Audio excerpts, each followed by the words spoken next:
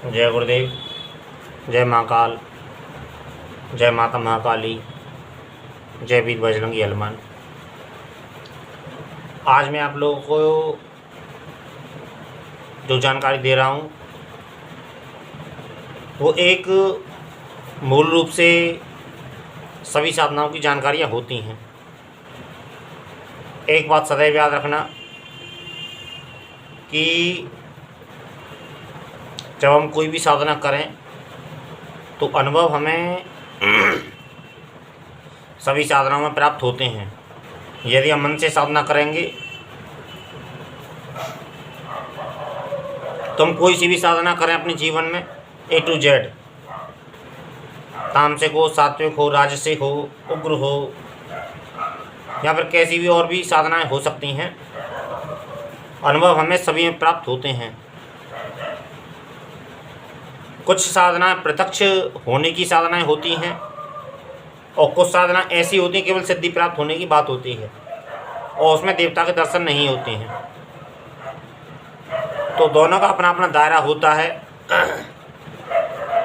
और प्रत्यक्ष जो होने वाली जो शक्तियाँ जो होती हैं वो छोटी शक्तियाँ मानी गई हैं, क्योंकि वही अपने आप को दिखाना चाहती है, वही अपने आप को महसूस कराना चाहती है।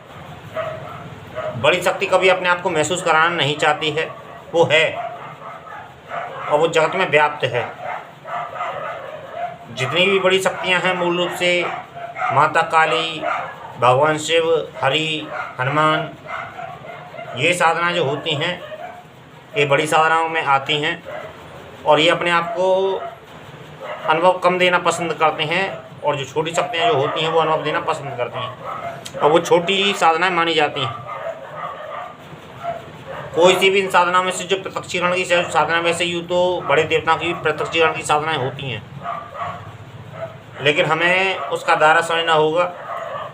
यदि मेरी बात अच्छी लगे और मेरी बात समझ में आए तो लाइक करना, कमेंट करना, और यदि आपको अच्छा लगे तो सब्सक्राइब भी कर लेना। मैं आमतौर पर इन शब्दों को उपयोग करता नहीं हूँ, लेकिन फिर भी चलन है एक, तो कहने में कोई बुराई नहीं है। मैं अप्सरा साधना पे आता हूँ क्योंकि मूल रूप से मेरा जो ये अनुभव है, यूँ तो अप्सरा साधना पे ही जानकारी है, लेकिन मैं सभी साधनाओं की जानकारी इसमें सम्मिलित कर रहा हूँ और अनुभव की बात कर रहा हूँ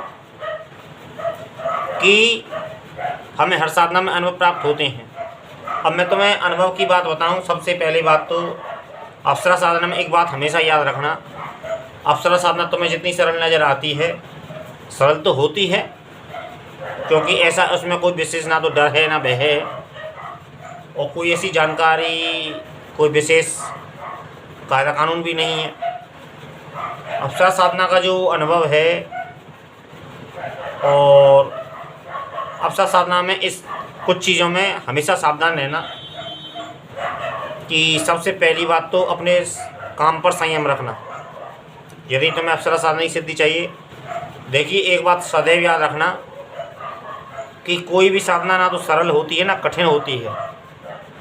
साधक का अपना स्तर होता है, साधक का अपना बौद्धिक स्तर होता है, लेकिन हाँ सभी साधनाओं में अलग अलग अनुभव होते हैं। सभी साधनाओं में अलग अलग प्रकार के अनुभव हमें सभी साधनाओं में प्राप्त होते हैं, लेकिन हमारी समझदारी की एक जानकारी अलग होती है।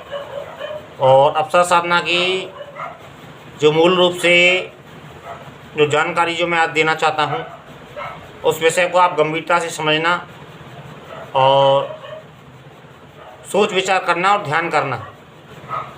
और ध्यान बहुत आवश्यक होता है और मैं आने वाले वक्त में आपको ध्यान की 2 विधियाँ भी बताऊंगा जो भक्ति लाइन से संबंध रखती है और रूप ध्यान से संबंधित रखती है। और अप्सरा साधना में, क्योंकि अप्सरा साधना वैदिक साधनाओं में आती है, सात्विक साधनाओं में आती है और श्रेष्ठ साधनाओं में आती है, तो कुछ चीज़ों का हमें अप्सरा साधना में विशेष ध्यान रखना चाहिए कि सबसे पहली बात तो अप्सरा जो होती है वो काम भाव से प्रेरित होती है। इस बात को हमेशा ध्यान रखना। काम भाव के साथ साथ में वो प्रेम से युक्त होती है। ये दो भाव उसमें प्रमुख माने गए हैं। शक्तियाँ तो वो इसलिए होती हैं क्योंकि दिव्य स्त्री हैं और स्वर्ग से संबंध रखती है, तो शक्तियाँ तो उन्हें यूँ प्राप्त हैं। और दिव्य शक्तियों के पास में शक्तियाँ प्राप्त उन्हें प्रकृति की तरफ से ये चीज़ मिली हुई है।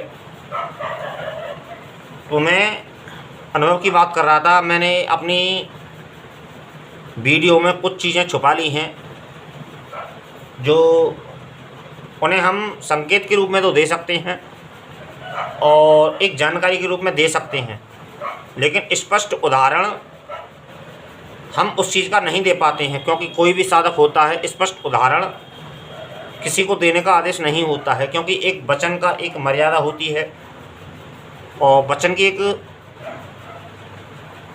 वो होती है, वचन पालन की एक बात होती है। यदि हम उस वचन को तंत्र में एक विशेष बात, ये बात दर्शाई गई है, इस बात को माना गया है और ये बात सत्य भी है कि वचन के आधार पर शक्ति से हम जब साधना शक्ति कोई भी हम साधना सिद्धि या फिर कोई भी साधना करते हैं सिद्धि की प्राप्ति के लिए, शक्ति प्राप्ति के लिए, तो तंत्र में वचन का बहुत महत्व है और 3 वचन से ज़्यादा किसी के पास में अधिकार नहीं है।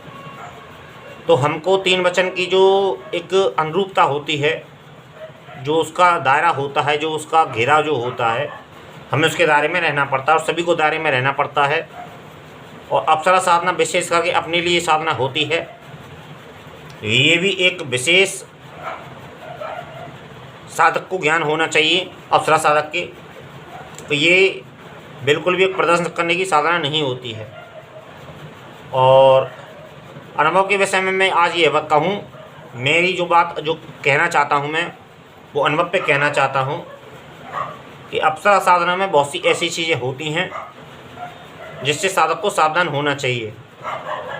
यदि साधक उससे सावधान नहीं हुआ तो साधक को सिद्धि मिलना बहुत कठिन है। और सिद्धि मिलने कठिन ही नहीं है, फिर वो बहुत कठिन हो जाती है, क्योंकि एक बार दृढ़ संकल्प हर किसी के पास में नहीं होता है। देखिए, हम एक कॉलेज में एक क्लास में बहुत बच्चे पढ़ते हैं और गिने चुने बच्चे फर्स्ट सेकंड और थर्ड और यहाँ फिर पास हो पाते हैं बड़ी क्लासों में अक्सर।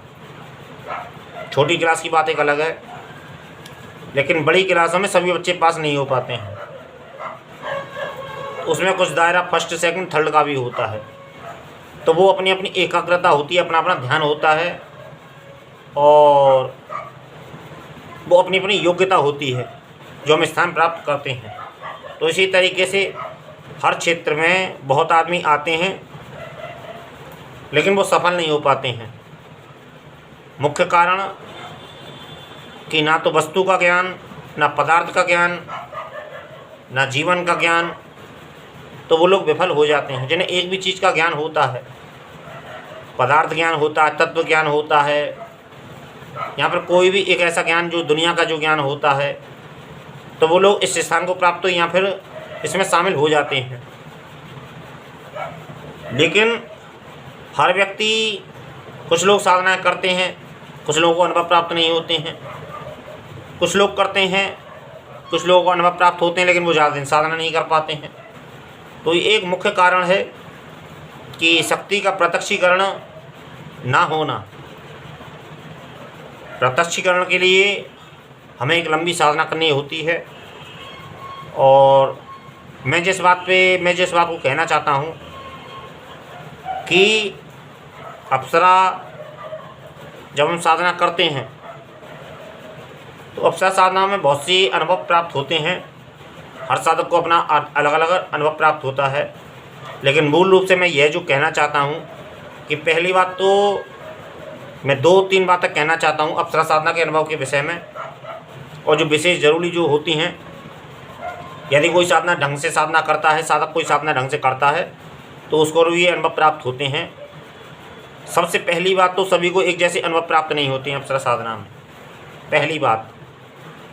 और दूसरी बात कि आदि साधना के बीच में, आदि साधना के बाद में जब साधना प्रचंड रूप में चली जाती है या फिर मंत्र सिद्धि की ओर चली जाती है, जब आदि साधना के बाद में 1.25 लाख मंत्र अनुष्ठान माना गया है, उसका दशांश हवन, तर्पण, मार्जन, अर्पण, तो ये विधियाँ जो होती हैं और इसमें ध्यान भी शामिल है।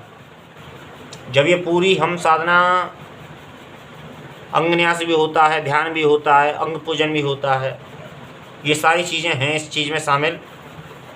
और इसमें जब हम सारी चीज़ों की तरफ, जब सारी चीज़ों से सम्मिलित होके जब हम कोई भी साधना करते हैं या फिर कोई भी वैदिक साधना करते हैं या फिर अप्सराई साधना करें या फिर किसी भी साधना करें,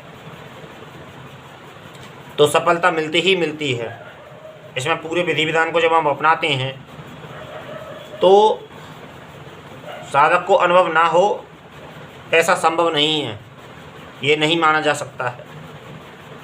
लेकिन इससे आगे की बात मैं कहूँ, ये ठोस शब्दों में मैं इस बात को कह रहा हूँ कि जब हम पूर्ण विधि विधान को अपनाते हैं, पूर्ण विधि विधान बहुत लंबा होता है अप्सरा साधना का, जैसे साधक अपनाता नहीं है और ना ही वो कहीं मिलता है, और मिलता भी नहीं है और देता भी नहीं है कोई। लेकिन जब हम आदि साधना के बाद में आते हैं तो अपने काम भाव से व्यक्ति को संतुष्ट होना चाहिए और काम भाव पर नियंत्रित होना चाहिए, साधक का अपना नियंत्रण होना चाहिए। कहने का भाव ये है, क्योंकि आदि साधना के बाद में काम भाव की परीक्षा शुरू हो जाती है। क्योंकि अप्सरा को इस बात से कोई फर्क नहीं पड़ता कि वो आपसे चिपक रही है, आपको फ़र्क पड़ता है। और जब वो आपसे चिपकती है, जब आपको मन में शंका, मन में एक अलग फीलिंग पैदा होती है, काम भाव पैदा होता है। जब काम भाव पैदा होता है तो उस समय व्यक्ति अपने काम भाव पर यदि कंट्रोल नहीं कर पाया और साधना में ध्यान नहीं लगा पाया या फिर मंत्र में ध्यान नहीं लगा पाया या फिर ध्यान को एकाग्र नहीं कर सका, तो साधना बहुत जल्दी खंडित हो जाती है। क्योंकि नया जो बच्चा जो होता है, नया जो युवा साधक जो होता है, वो काम भाव से कम जानकार होता है, उसका वो अनुभव भी प्राप्त कर लेता है और शक्ति को खो भी देता है। बहुत कम साधक अप्सरा साधना करते हैं, लेकिन उसमें से यदि 100 साधना करेंगे तो 10-20 पास हो पाएंगे। ये अंतर है, क्योंकि अप्सरा साधना जो मानी गई है, काम भाव से प्रेरित साधना मानी गई है। अप्सरा तो इस काम को करेगी, आपको तो साधना करनी है, आप तो शांति से बैठोगे, लेकिन उसे कोई फ़र्क नहीं पड़ता है, क्योंकि उसे शांति से बैठने का ना तो उसके काम, उसके विचार रहते हैं, ना ही उसकी ये गुण हैं और ना ही उसका ये लक्ष्य है। उसका तो कुल मिलाकर प्रेम को किसी भी तरीके से पेश करना और प्रेम ही उड़ेलना और प्रेम ही समझना, ये मूल रूप से अप्सरा का भाव है और ये विचार है और यही साधना का सिद्धांत है। और एक बात मैं यह कहूँ कि अप्सरा की ऐसी बहुत सी साधनाएँ भी होती हैं जो छोटी होने के साथ साथ में विशेष गुण से संपन्न होती हैं। उसके विषय में आगे जानकारी दी जाएगी। आज के विषय में मैं जो कहूँ कि अप्सरा साधना से मेरा, और भी मैं आगे कहूँगा, मेरा आज मूल रूप से अप्सरा साधना के साधकों से जो कहना था उससे संकेत में समझिए, खुलकर हम नहीं कह सकते हैं, क्योंकि साधना की बंदिशें होती हैं, साधना की कुछ विशेषताएं होती हैं, उनको खुलकर नहीं कहा जा सकता है। लेकिन उस बात को समझिए और समझने का प्रयास कीजिए। जय गुरुदेव, जय महाकाल, जय माता महाकाली, जय वीर बजरंगबली।